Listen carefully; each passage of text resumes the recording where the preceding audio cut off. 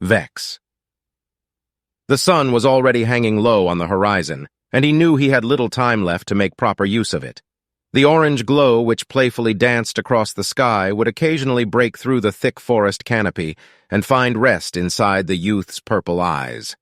A few strands of white hair found their way out from behind his cloak, which he didn't take long to brush aside with a couple nimble fingers. He felt as if he had walked for days. His legs were tired, and his head in no way contested the same feeling. He couldn't stop. There was more at stake than his own need to rest. As the daylight faded, his heart was slowly sinking with it.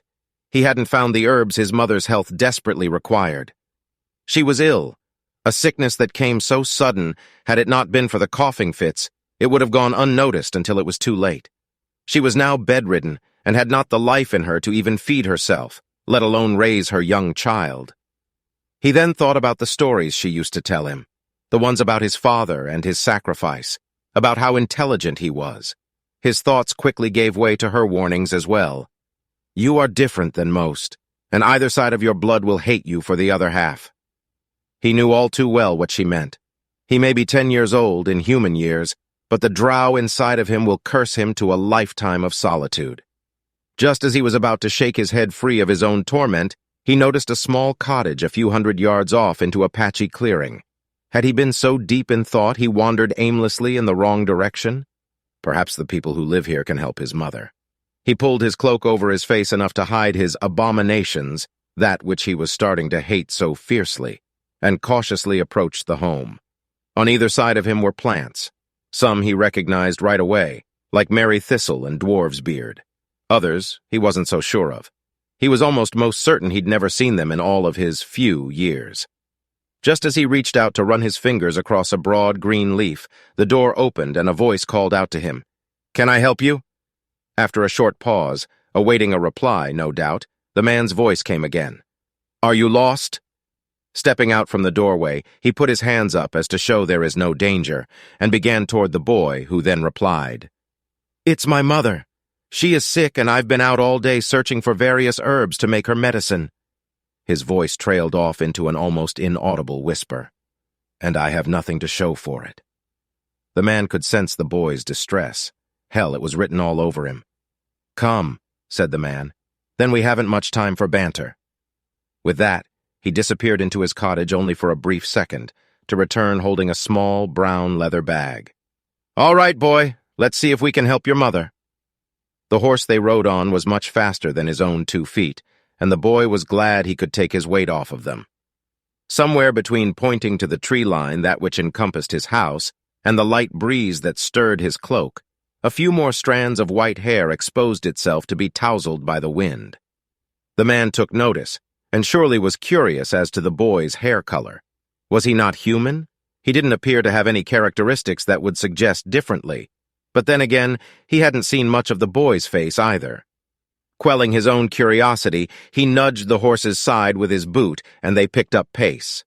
Upon entering the small, rickety house, the man noticed 2 things. One being it smelled like death, not a rotting body-type death, but the smell of death itself. He was all too familiar with it. For 20 years he called his home anywhere blood was spilled. He was the weapons master for the king, and training battalions of troops in the proficiency of all weapons was his job. Sure, he had seen his share of war. He had given pieces of his flesh, too, but some things you cannot just get rid of, like the smell of death. The second thing he noticed is that the mother was human, and she was already dead. The man came to the conclusion that she had passed not long after the boy left, most likely that morning after she sent him out, in hopes he wouldn't bear witness to her final breath. Looking from her body to the boy, the man could now see his face. Tears filled the boy's eyes as if some internal river was pouring its own life force into them. His hood was now down, and he gave all he could to continue to stand. The man was looking at him. "I'm sorry, son.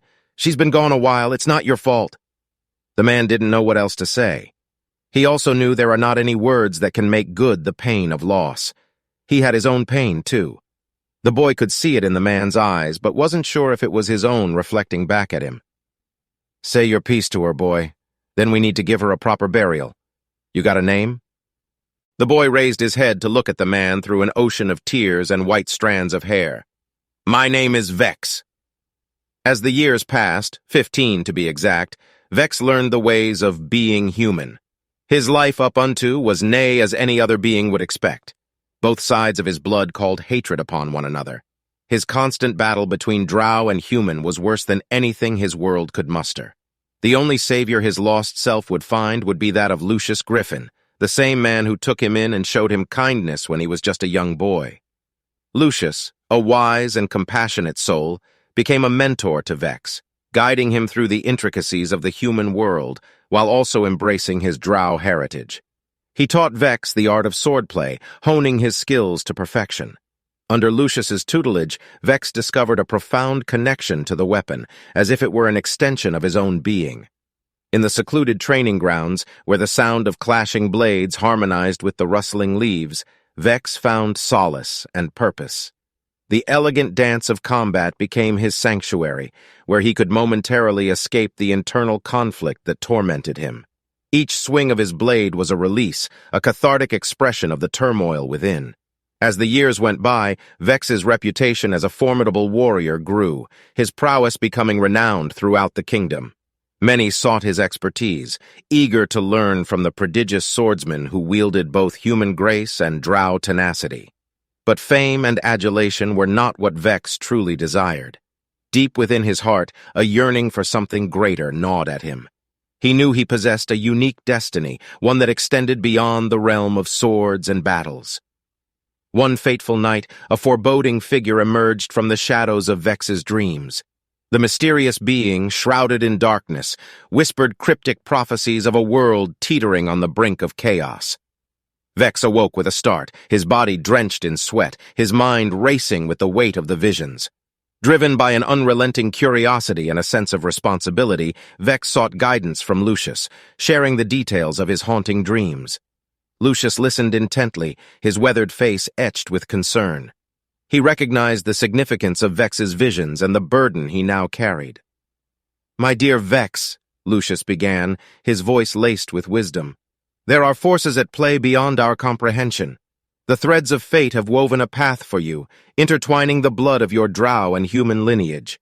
Your destiny lies in embracing both sides, not succumbing to the hate that consumes them." Vex nodded, absorbing Lucius's words like a sponge. He understood that his journey would not be an easy one, but he was determined to find the balance between his dual heritage. The visions had revealed a world in turmoil, and he would not stand idly by while chaos unfolded. With Lucius by his side, Vex set forth on a quest that would take him to the far corners of the kingdom.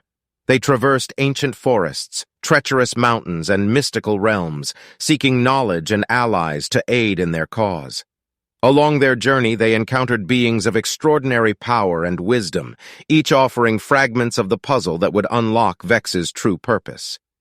As Vex delved deeper into the mysteries that bound his existence, he uncovered a forgotten prophecy. A prophecy that spoke of a chosen one, a harbinger of unity who possessed the strength to bridge the divide between worlds.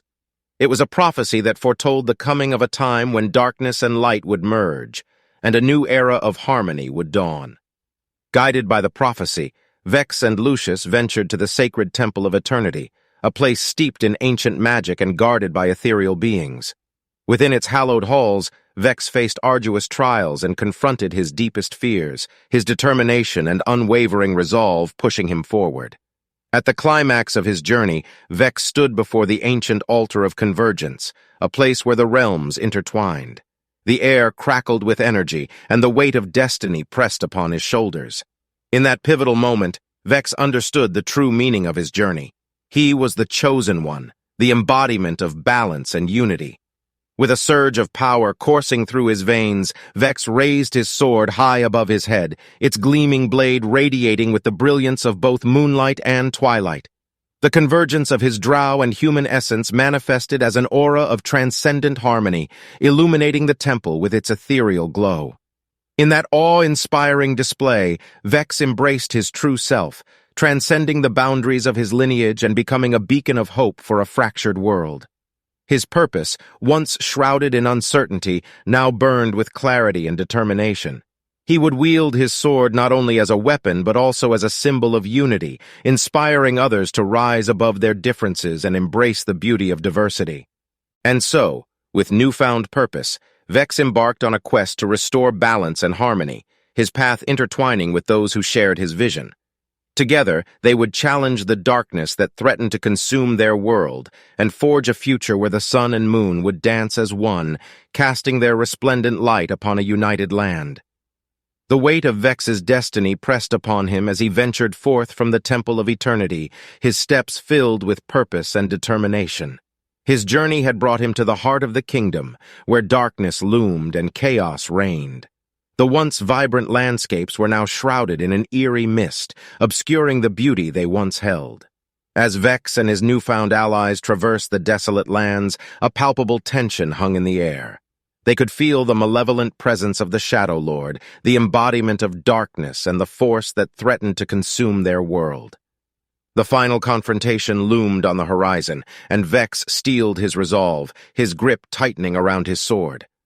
At the edge of a ravaged battlefield, where the remnants of a once mighty army lay scattered like forgotten dreams, Vex and his companions halted. The Shadowlord's fortress loomed before them, its spires piercing the sky like twisted fingers of malice. The air crackled with dark energy, a foreboding symphony that echoed through the abandoned fields. As they approached the fortress, the ground beneath their feet seemed to tremble in anticipation. Shadows twisted and writhed, their ethereal forms dancing in macabre patterns, whispering sinister secrets to the wind. Vex knew that within those walls, the fate of their world would be decided. The fortress gates creaked open, revealing a labyrinthine maze of corridors and chambers, each cloaked in an impenetrable darkness. Vex led the charge, his sword guiding him through the labyrinth, its blade shimmering with an inner radiance that defied the encroaching shadows.